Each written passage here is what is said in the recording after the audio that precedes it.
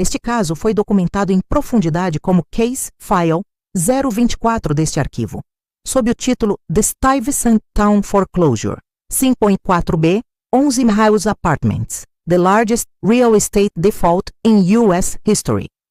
O Case File 024 examinou o Stuyvesant Town Default a partir do ângulo do ativo e da transação.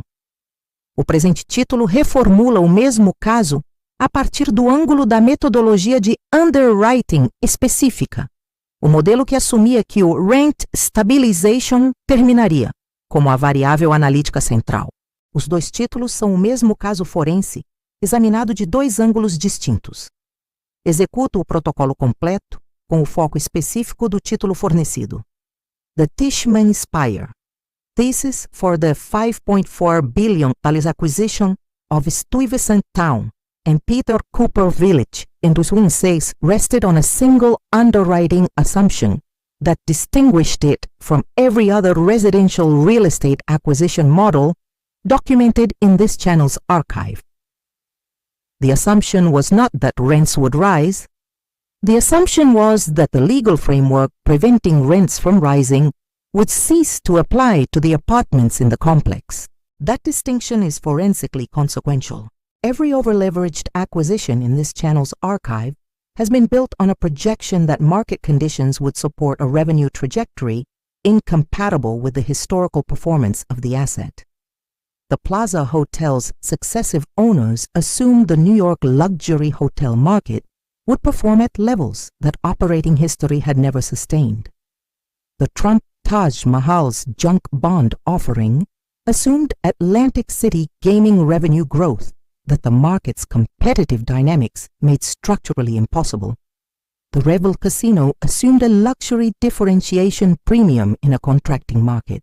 All of those assumptions were market assumptions. They required the market to perform at levels it had not historically produced. The Tishman Speyer assumption was different. It was a legal assumption. It required a statute to be voided, a regulatory framework to be dismantled, or a court to determine that the framework did not apply, in ways that would allow 11,000 apartments to generate market rate revenue that the existing legal framework explicitly prohibited. New York State's rent stabilization laws were not a market variable. They were a legislative fact.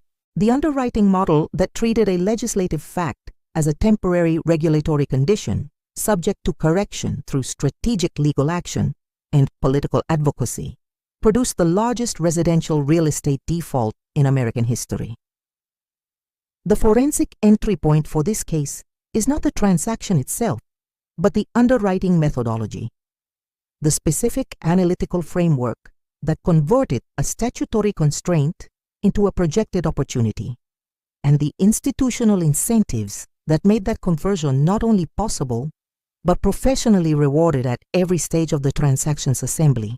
If this is your first case file from this channel, subscribe now, because every episode adds one more layer to what you are about to understand about the architecture of institutional failure. The Tishman Speyer underwriting model for Stuyvesant Town required 3 simultaneous legal developments to occur within the holding period of the investment. The first was regulatory. The New York City Rent Guidelines Board would need to approve annual increases at rates exceeding the historical averages, accelerating the deregulation of apartments whose monthly rent crossed the statutory threshold for vacancy decontrol. The second was judicial. The courts would need to resolve favorably the legal challenges to the ownership's conversion strategy, validating the approach to vacancy decontrol that the acquisition model treated as the primary revenue generation mechanism. The third was legislative. The New York State Legislature would need to refrain from strengthening the tenant protection provisions that the ownership's conversion strategy was designed to exploit, and would ideally weaken those provisions in ways that accelerated the deregulation timeline. None of those 3 developments occurred. The Rent Guidelines Board continued approving increases at historical rates insufficient to accelerate the deregulation timeline. The courts produced the Roberts versus Tishman Speyer ruling that not only failed to validate the conversion strategy, but retroactively invalidated conversions that had already been executed. And the New York State Legislature, responding to the political pressure that the acquisition's aggressive conversion tactics had generated, moved toward strengthening rather than weakening the tenant protection framework. The covenant that Tishman Speyer's underwriting model did not read carefully enough was the one written into the political economy of New York State tenant protection law. Rent stabilization is not merely a statute. It is a political institution backed by the organized advocacy of a tenant constituency that has successfully defended and expanded the framework for 50 years against every form of landlord pressure, legislative lobbying, and judicial challenge that the real estate industry has deployed against it. The underwriting model had treated rent stabilization as a regulatory constraint subject to attrition. The political economy of New York State housing had spent 5 decades demonstrating that it was a political institution subject to reinforcement. The gap between those two characterizations of the same legal framework is the forensic finding at the center of this case. At what point does an underwriting model's treatment of a political institution as a regulatory constraint constitute willful blindness rather than optimistic projection? Leave your analysis in the comments below. The appraisal methodology governing the Stuyvesant Town acquisition, examined in detail in Case File 024, incorporated the projected deregulation timeline as a primary revenue input in a way that the appraisal community's standard methodology had not previously been asked to validate at this scale. The specific appraisal innovation that the transaction required was the treatment of regulated apartments as pre-market rate assets, whose conversion to market rate was a probabilistic projection rather than a legal right. That treatment required the appraiser to model the expected rate of apartment deregulation, the expected market rents for deregulated apartments, and the expected timeline for achieving the stabilized occupancy at market rates that the capitalization would require. Each of those inputs was a projection with its own uncertainty range. The combination of 3 uncertain projections into a single stabilized value estimate produced a figure whose uncertainty was the multiplicative product of the individual input uncertainties. The standard appraisal methodology for this type of projection had not been developed through a record of empirical validation against comparable transactions, because no comparable transaction had previously been executed at this scale in the New York regulated residential market. The appraisers were building methodology as they produced the appraisal, using assumptions whose reasonableness could not be checked against a historical record of how similar models had performed in practice. The rating agencies that rated the CMBS securities, backed by the Stuyvesant Town debt, accepted the appraisal's stabilized value projection without developing an independent assessment of the regulatory risk embedded in the deregulation timeline. That acceptance was not unique to the rating agencies. The institutional investors who purchased the CMBS securities also accepted the projection without independent regulatory analysis. The transactions assembly required every party at every stage to accept the characterization of rent stabilization as a regulatory constraint subject to attrition, rather than as a political institution with demonstrated resilience, because accepting the alternative characterization would have made the transaction impossible to execute at the price that the seller required. The transaction was executed. The alternative characterization was correct.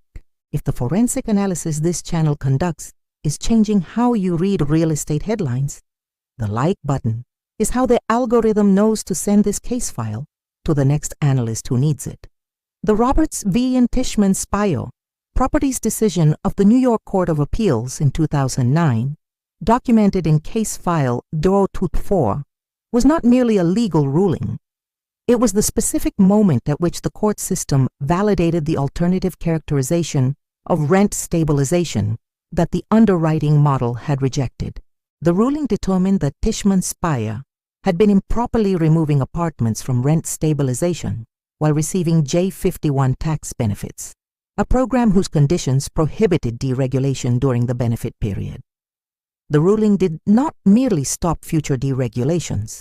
It retroactively invalidated past deregulations and made the affected tenants eligible for rent overcharge claims, eliminating a portion of the market rate revenue stream that the acquisition model had treated as already achieved. The institutional response to the Roberts ruling within the real estate community was to characterize it as an unexpected legal development that could not have been anticipated at the time of the acquisition. That characterization is not accurate. The J51 program's conditions had been publicly stated in the program documents. The legal argument that accepting J51 benefits while pursuing vacancy decontrol created a legal conflict had been identified and discussed in the legal and academic literature on rent stabilization before the Stuyvesant Town acquisition closed. The characterization of Roberts as unanticipated reflects the same institutional denial that the underwriting model itself embodied. The treatment of rent stabilization's legal framework as subject to the outcomes that the acquisition required, rather than as the constraint that it was. The denial architecture in this case was embedded in the underwriting model itself, in the professional incentive structures that rewarded the assembly of a transaction, rather than the accurate characterization of its risk, and in the institutional culture of the commercial real estate finance community that treated regulatory constraints as variables to be modeled rather than as political institutions to be respected. Tishman Speyer's reputation survived the default. The firm remains one of the most active commercial real estate operators in New York. The underwriting model that produced the largest residential real estate default in American history is documented in the transaction documents that are part of the public record of the subsequent proceedings. The Stuyvesant Town complex was acquired by Blackstone Group and Ivanhoe Cambridge in 2015 for approximately $5.3 billion as documented in case file 024, with a binding commitment to preserve 5,000 apartments as affordable housing. The Blackstone acquisition worked because its capital structure was sized to what the regulated housing market would actually produce, rather than to what the deregulation thesis had projected it might produce. That distinction between sizing a capital structure to existing regulatory reality and sizing it to projected regulatory change is the forensic contribution of the Tishman Speyer underwriting methodology to this channel's archive. Case file 024 documented the transaction from the perspective of the asset and the default. This case file documents the methodology from the perspective of the underwriting model that made the transaction possible. The methodology's failure was not primarily a failure of arithmetic. The arithmetic was internally consistent given the inputs. The failure was the inputs, specifically the treatment of a political institution with 50 years of demonstrated resilience as a regulatory constraint whose attrition was a reasonable planning assumption. What the Tishman Speyer thesis reveals in the context of this channel's 41 case archive is the specific category of underwriting failure that political risk misclassification produces in regulated real estate markets. Every previous case file has documented an underwriting model that misclassified market risk, treating cyclical conditions as permanent or treating structural competitive decline as temporary. The Tishman Speyer case documents an underwriting model that misclassified political risk, treating a statutory protection backed by organized advocacy as a temporary regulatory obstacle rather than as a permanent feature of the New York housing market, whose removal would require political developments that half a century of experience had demonstrated were unlikely. The apartments are still regulated. The residents who remained through the default and the acquisition live in a complex whose affordability commitment the Blackstone transaction formalized for 20 years. The underwriting thesis that assumed rent stabilization would end is documented in the transaction records of a default whose resolution preserved the regulation that the thesis had assumed would be dismantled.